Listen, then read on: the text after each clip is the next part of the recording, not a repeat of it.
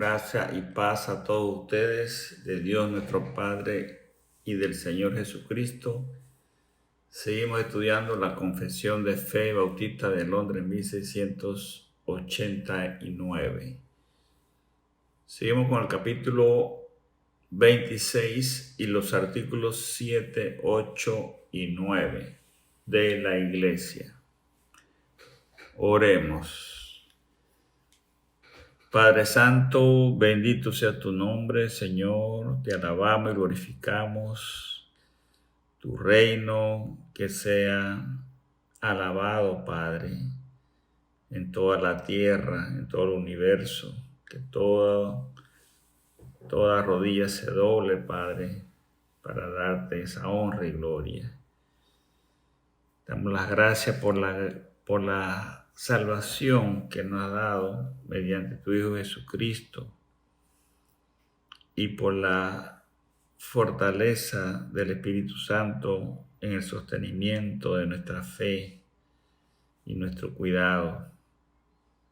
Gracias, Padre eterno. Te pedimos este tiempo, Señor, que me guíes, Padre, en la exposición de estos estudios de tu palabra, Padre, que sea fiel, Señor, en lo que se vaya a decir. Abre los corazones, Señor, de cada persona que escuche este mensaje y que el Espíritu Santo pueda obrar en cada uno de ellos para edificación de su vida personal.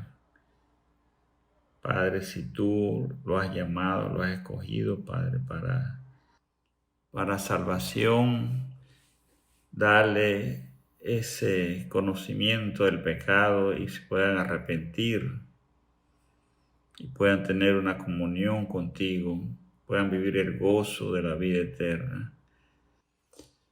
Te lo pedimos en el nombre de nuestro Señor Jesucristo. Amén. Las preguntas para hoy, tenemos la primera pregunta. ¿Qué obligación mutua tienen los miembros de la Iglesia? 2.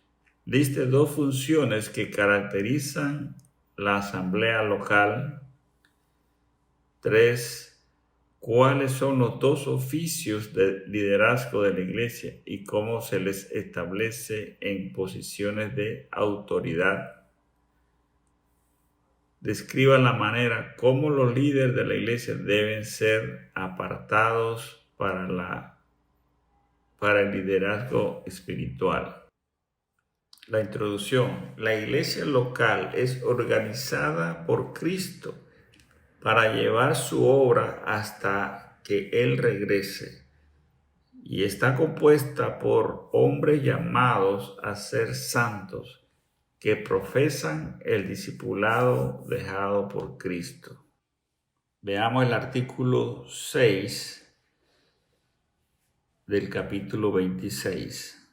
Los miembros de estas iglesias son santos por su llamamiento y en una forma visible manifiestan y evidencian por su profesión de fe y su conducta, su obediencia al llamamiento de Cristo y voluntariamente acuerdan andar juntos conforme al designio de Cristo, dándose a sí mismo al Señor y mutuamente por la voluntad de Dios, profesando sujeción a los preceptos del Evangelio. Ahora veamos el literal 1. Los miembros de estas iglesias son santos por su llamamiento y en una forma visible manifiestan y evidencian por su profesión de fe, su conducta y su obediencia al llamamiento de Cristo. Busquemos 1 Corintios 1:2. 1 Corintios 1:2. A la iglesia de Dios que está en Corintio, a los santificados en Cristo Jesús, llamados a ser santos, con todos los que en cualquier lugar invocan el nombre de nuestro Señor Jesucristo, Señor de ellos y nuestro. Todos los creyentes en Cristo son santos en virtud de su llamado, habiendo sido apartados para pertenecer a Él. Por haber sido dedicados a Cristo, deben crecer gradualmente en santidad. Los miembros de la iglesia local son llamados por Cristo, responden al discipulado de Jesús en obediencia con su crecimiento espiritual y se unen a la iglesia debidamente por el bautismo. Pero también pueden ser unidos a la iglesia local por medio de una carta de recomendación de su iglesia anterior o por testimonio. Artículo 2. Y voluntariamente acuerdan andar juntos conforme al designio de Cristo, dándose a sí mismo al Señor y mutuamente por la voluntad de Dios, profesando sujeción a los preceptos del Evangelio. Ese es el literal 6.2. Busquemos Hechos capítulo 2, versículos 41 y 42. Dice la palabra de Dios. Así que los que recibieron su palabra fueron bautizados y se añadieron aquel día como 3,000 personas.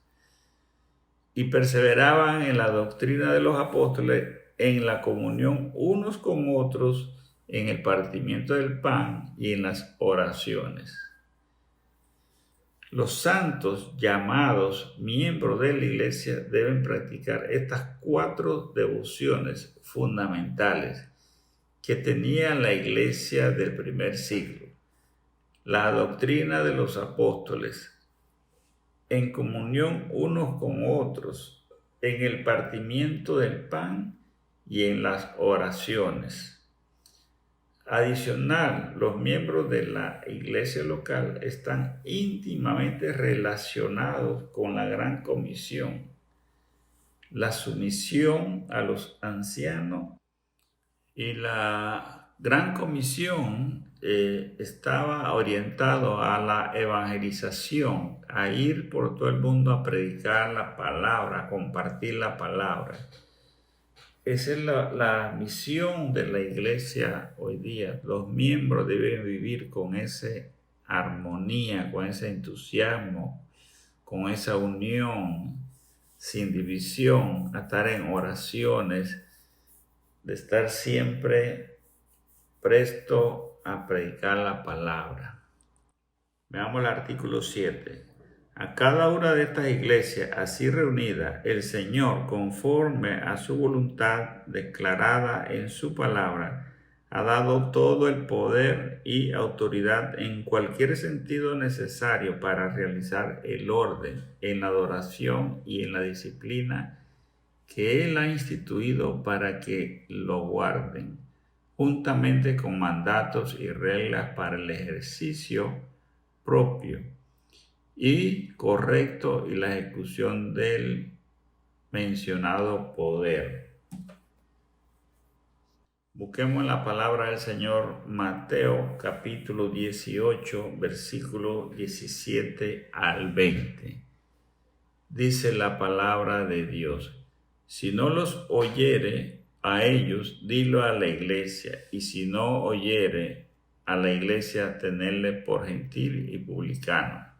De cierto os digo que todo lo que atéis en la tierra será atado en el cielo, y todo lo que desatéis en la tierra será desatado en el cielo. Otra vez os digo que si 2 de vosotros se pusieran de acuerdo en la tierra acerca de cualquier cosa que pidieren, les será hecho por mi Padre que está en los cielos. Porque donde están 2 o 3 congregados en mi nombre, allí estoy yo en medio de ellos.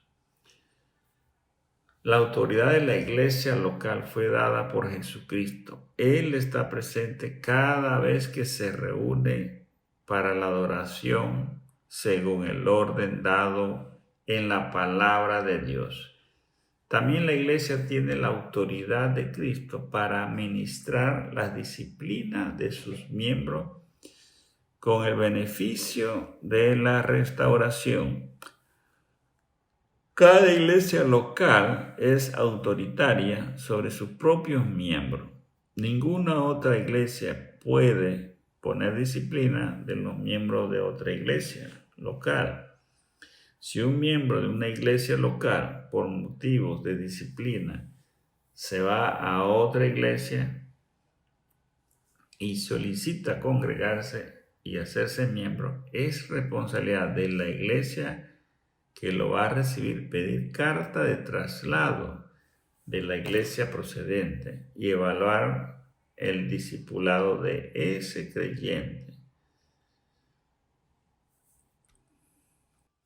Buscamos el artículo 8 de la confesión y dice: una iglesia local reunida y completamente organizada de acuerdo con la voluntad de Cristo está compuesta por oficiales y miembros, y los oficiales designados por Cristo para ser escogidos y apartados por la iglesia, así llamada o reunida, para la particular administración de las ordenanzas y el ejercicio del poder o el deber que Él les confía a los que los llama, para que continúen hasta el fin del mundo. Son los obispos o ancianos y los diáconos.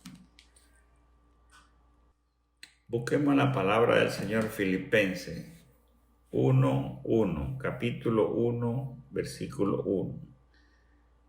Pablo y Timoteo, siervos de Jesucristo, a todos los santos en Cristo Jesús que está en Filipos, con los obispos y diáconos. La organización de la iglesia local está compuesta por oficiales y los miembros. Aquí en Filipenses la palabra nos confirma el gobierno de la iglesia local, que solamente son dos oficios. Confirma que son ancianos y diáconos.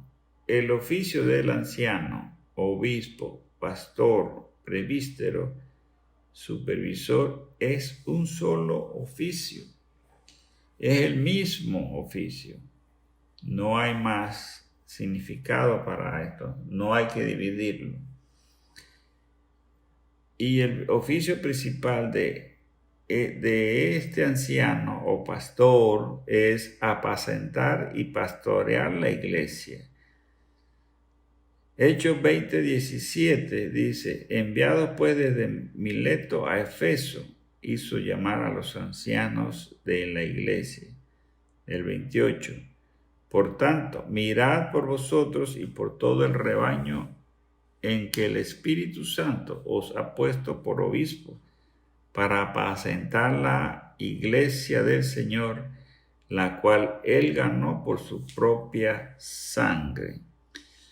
O sea, la iglesia, la cual pertenecemos todos, es constituida por Jesucristo por su propia sangre. Él murió en la cruz entregando su vida para que nosotros fuésemos salvados, y al ser salvados somos su iglesia aquí en la tierra. El otro oficio del anciano es enseñar. Busquemos 1 Timoteo capítulo 3 versículo 2. Pero es necesario que el obispo sea irreprensible, marido de una sola mujer, sobrio, prudente, decoroso, hospedador y apto para enseñar. Ese es uno de los principales oficios del pastor: predicar la palabra, enseñar la palabra de Dios. Samuel E. Waldrop, en su comentario sobre el oficio de los pastores, dice: La enseñanza bíblica no debería ser sutilmente minada por una terminología como pastor decano o pastor asistente. En otras palabras, lo que quiere decir es que es solamente el oficio es pastor.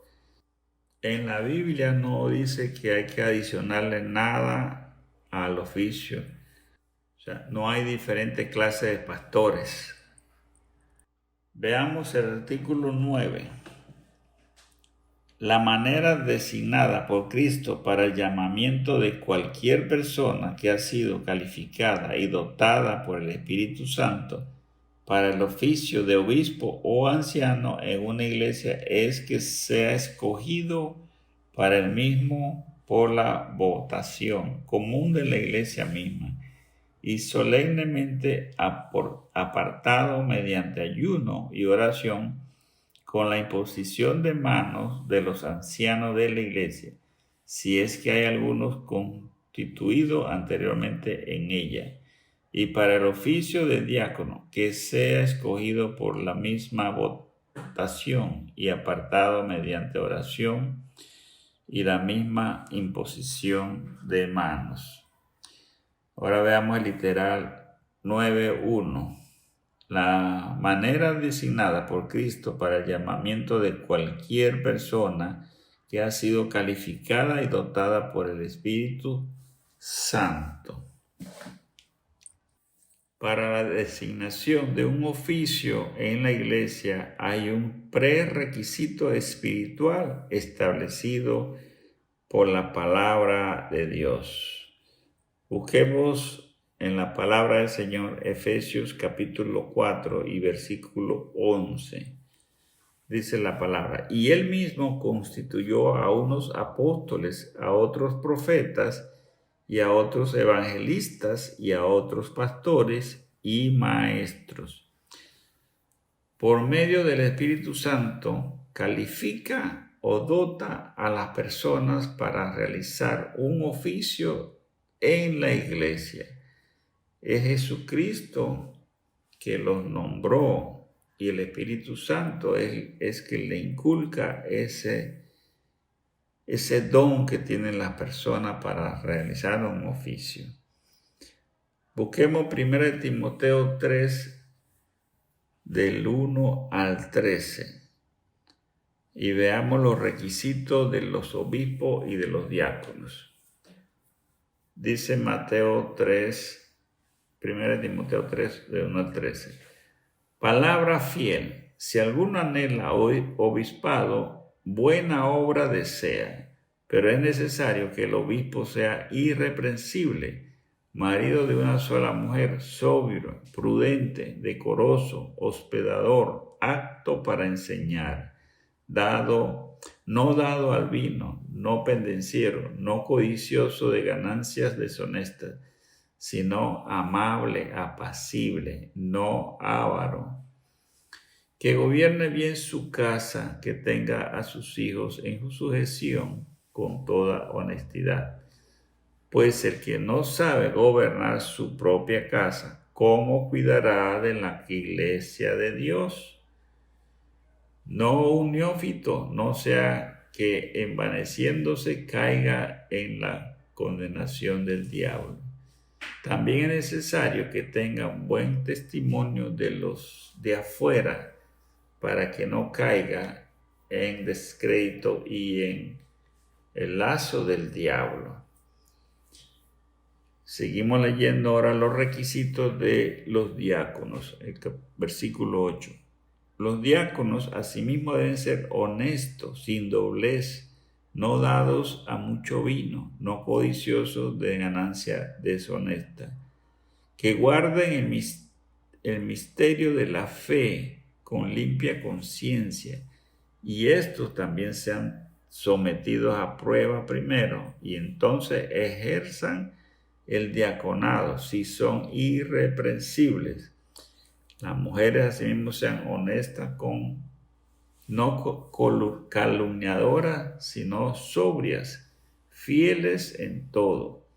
Los diáconos sean maridos de una sola mujer y que gobiernen bien su casa, y sus hijos, porque los que ejercen bien el diaconado ganan para sí un grado honroso y mucha confianza en la fe que es Cristo Jesús.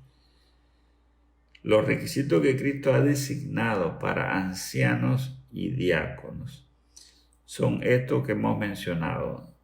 Si usted aspira a ser diácono o a ser obispo, aquí están los requisitos dados bíblicamente para que usted pueda ser ordenado. Cristo es el único que da ese llamamiento y da los requisitos y le da a usted esa sabiduría espiritual para cumplir con esos requisitos. Y la iglesia entonces puede usted escogerlo. Literal 2 del 9.2. Para el oficio de obispo o anciano en una iglesia es que sea escogido para el mismo por la votación común de la iglesia misma. Para escoger un anciano, Dios hace el llamado y capacita al anciano o pastor y la iglesia lo designa. La forma de escoger al pastor o un anciano lo dice la palabra de Dios en Hechos 14:23. Y constituyeron ancianos en cada iglesia, y habiendo orado con ayunos, los encomendaron al Señor en quien habían creído. La congregación tiene la autoridad para escoger a sus ancianos según las cualidades y dones otorgados por el Espíritu Santo. Y en esa encomendación hay que hacerlo mediante la oración, hay que hacer ayuno, hay que estar siempre pidiéndole al Señor que sea el que escoja a las personas para esos oficios. Literal 3, 9.3. Y solemnemente, apartado mediante ayuno y oración con la imposición de manos de los ancianos de la iglesia, si es que hay algunos constituidos anteriormente en ella. 1 Timoteo 4:14. No descuidéis el don que hay en ti, que te fue dado mediante profecía con la imposición de manos del presbítero. Después de que la iglesia local ha designado al candidato a pastor, se hace la ceremonia de la imposición de las manos por los ancianos de la iglesia.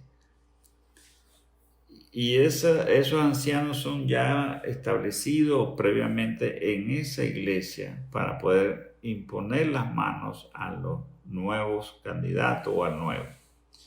Es necesario este proceso en la ordenación de los ancianos. Para poder ordenarlo hay que hacer esta imposición de manos porque así lo dice la palabra de Dios.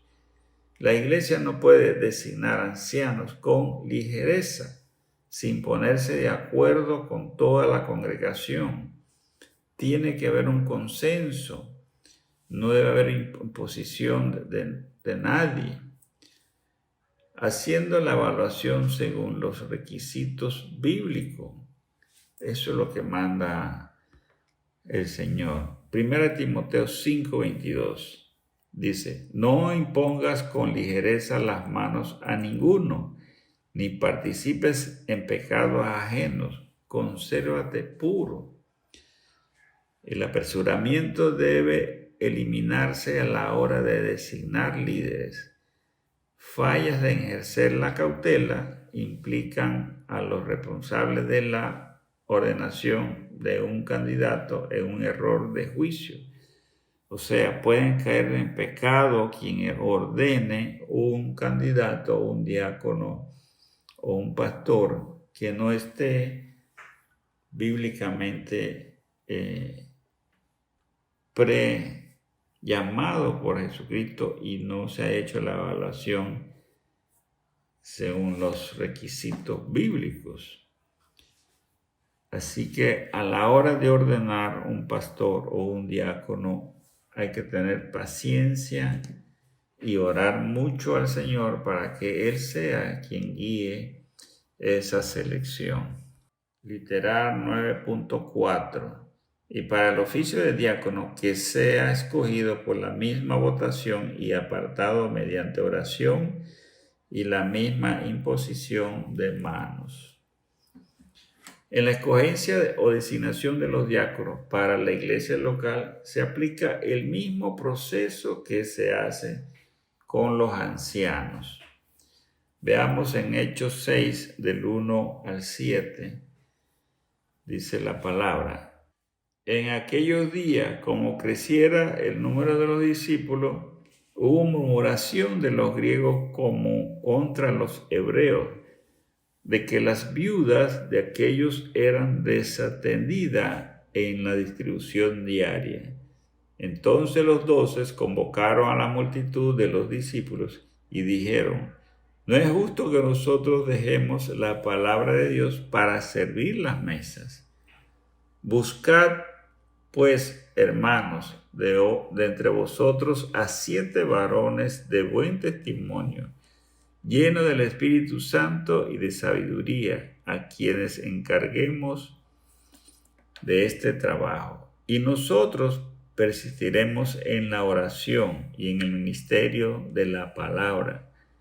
Agradó la propuesta a toda la multitud y eligieron a Esteban, varón lleno de fe, del Espíritu Santo, a Felipe y a Procoro, a Nicanor, a Timón, a Parmenas y a Nicolás, prosélito de Antioquía, a los cuales presentaron ante los apóstoles, quienes oraron y les impusieron las manos. Y crecía la palabra del Señor, y el número de los discípulos se multiplicaba grandemente en Jerusalén. También muchos de los sacerdotes obedecían la fe. Los ancianos o los pastores de la iglesia local necesitan ayuda, necesitan su mano derecha para llevar a cabo todos los trabajos que les resta tiempo en su oficio principal, que es la predicación de la palabra y la enseñanza. Pero este oficio de los diáconos no es menos importante que lo que hacen los ancianos. Ellos están sirviendo a Dios, igual son llamados por Dios para el servicio en la iglesia, con unos requisitos bíblicos. La iglesia tiene que escogerlos, tiene que evaluarlos. También la iglesia hace el proceso de la imposición de manos por los ancianos ya ordenados anteriormente. Cada vez que hay un proceso de escogencia de diácono o de pastor y se le imponen las manos, Cristo está presente, porque Cristo es la cabeza de la iglesia. Y si la iglesia es fiel y hace todo su procedimiento de acuerdo a la palabra, Cristo estará allí siempre presente, y Él es el que va a bendecir, a escoger a ese hombre para que haga el servicio a Él. La aplicación para este estudio tenemos que, 1, los miembros de la iglesia local son llamados para ser santos y deben manifestar ese discipulado que Cristo ha dejado. 2, la iglesia tiene la autoridad dada por Jesús para mantener el orden de la adoración y la disciplina. 3, Cristo constituyó la iglesia. Es compuesta por los oficiales, miembros, y los oficiales son los ancianos o pastores y diáconos. 4. La iglesia tiene la autoridad de escoger y ordenar a los hombres de Dios que ha llamado a su ministerio, evaluándolos según los requisitos bíblicos.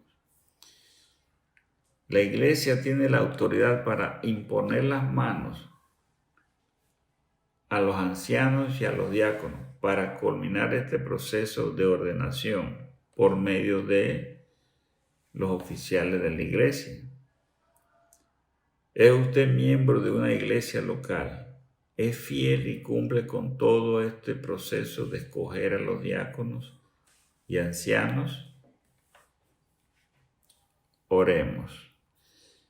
Padre Santo, gracias te damos, Señor, por esta palabra que tú nos has dado, el conocimiento como responsabilidades que debemos tener como miembros de una iglesia.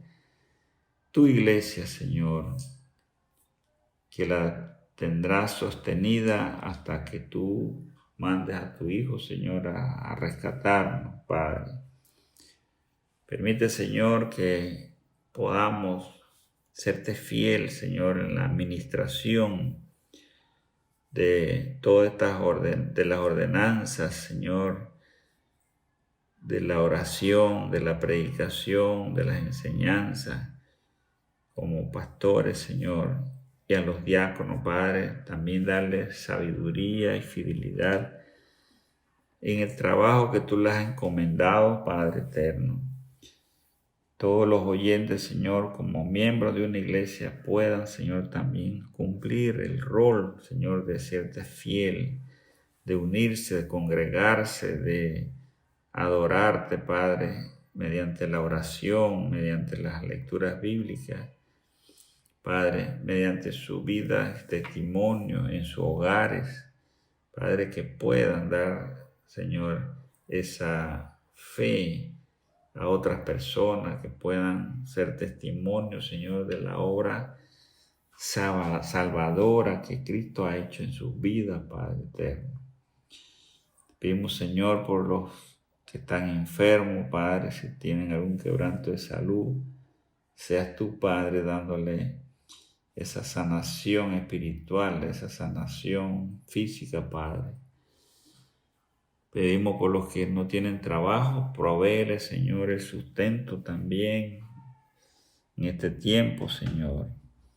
Y a los que tenemos trabajo, Padre, a los que nos has sustentado esta semana, te damos las gracias, Padre, por esa protección, las gracias por toda la misericordia que has tenido, por regalarnos, Padre, esa vida eterna que no merecíamos, Padre.